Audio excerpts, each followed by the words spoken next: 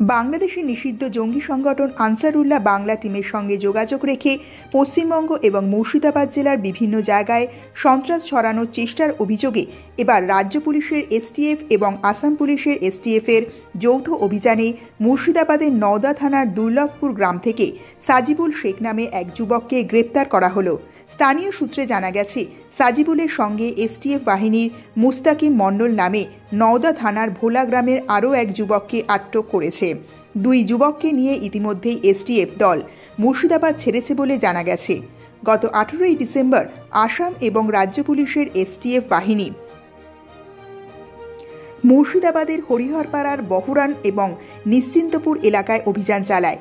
সেখান থেকে গ্রেপ্তার হয় মিনারুল শেখ এবং আব্বাস আলী নামে দুই যুবক। তাদের বিরুদ্ধে জঙ্গি কার্যকলাপে যুক্ত থাকার অভিযোগ এনেছে আসাম পুলিশের এসটিএফ। অন্যদিকে একই সময় দক্ষিণ ভারতের কেরালায় অভিযান চালিয়ে মোহাম্মদ সাব শেখ নামে এক বাংলাদেশি নাগরিককে গ্রেপ্তার করে আসাম পুলিশের এসটিএফ। ভুয়ো পরিচয়পত্র বানিয়ে মুর্শিদাবাদের নওদা এবং হরিহরপাড়া এলাকায় আত্মীয়দের বাড়িতে দীর্ঘদিন থাকতেন সাব। সূত্রের খবর, আসাম পুলিশের এসটিএফের হেফাজতে থাকাকালীন সাব একাধিক গুরুত্বপূর্ণ তথ্য ইতিমধ্যেই গোয়েন্দাদের হাতে তুলে দিয়েছে। তাকে জিজ্ঞাসাবাদ করে পাওয়া তথ্যের ভিত্তিতে রবিবার গভীর রাতে রাজ্য পুলিশ এবং আসাম এসটিএফ যৌথভাবে নওদা থানা এলাকায় অভিযান চালায়। এবার তাদের অভিযানে গ্রেপ্তার হয়েছে সাবের পিসি তানজিরা বিবির ছেলে সাজিবুল ইসলাম। স্থানীয় সূত্রে জানা গেছে, এসটিএফ বাহিনী সাজিবুলের এক বন্ধু মোস্তাকিম মণ্ডলকে জিজ্ঞাসাবাদের জন্য তাদের সাথে নিয়ে গেছে। ভোলা গ্রামের বাসিন্দা মোস্তাকিম কাঠমিস্ত্রি হিসাবে কাজ করতেন।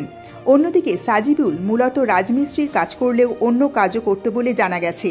সূত্রের খবর, কেরল থেকে ধৃত এবিটির অন্যতম মাথা সাব মুর্শিদাবাদ এবং রাজ্যের কয়েকটি প্রান্তে জঙ্গি সংগঠনের শাখা বিস্তার করার চেষ্টা করছিল।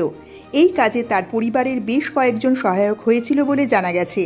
সাজিবুল একসময় সাবের সঙ্গে যৌথভাবে ছাগলের ফার্মও খুলেছিল। ধৃত দুই যুবক সাবের কাছ থেকে মোবাইল ফোনে নির্দেশ পেত এবং সেই অনুযায়ী তারা জঙ্গি সংগঠন বিস্তারের কাজ করছিল বলে তদন্তকারীরা জানতে পেরেছেন।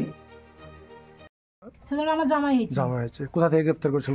আমার বাড়িতে করেছিল, শ্বশুর বাড়ি থেকে। বাড়ি থেকে কখন এসেছিল পুলিশ? রাত 2টার দিকে। যখন নিয়ে যাওয়ার সময় কিছু বলেছে আপনাদের? কি কারণে নিয়ে গেছে জানেন? না, কিছু বলেনি। আমরা জানি না তো ওরা ঢুকবে। তা এসে কি বললো? কোথাকার পুলিশ এসেছে? এসে শুয়ে আছে, এসে গেট লাগালো। এসার পর বলছে দাম যে কে, বলছে থানার লোক। তার মানে দাম কি হইলো, বলছে সাজিবুল খেয়ে দিয়ে ধরলো।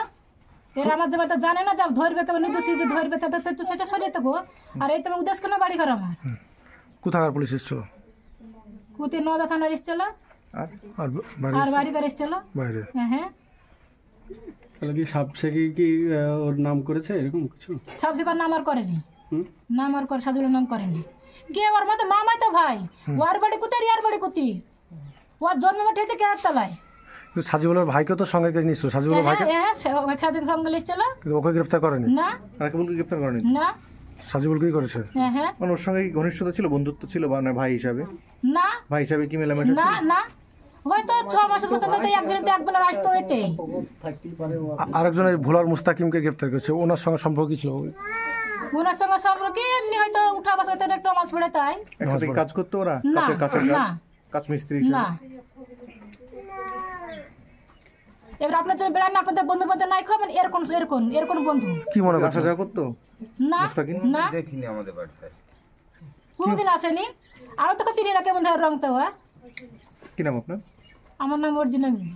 আমার ছেলে কাজের কাজ করে।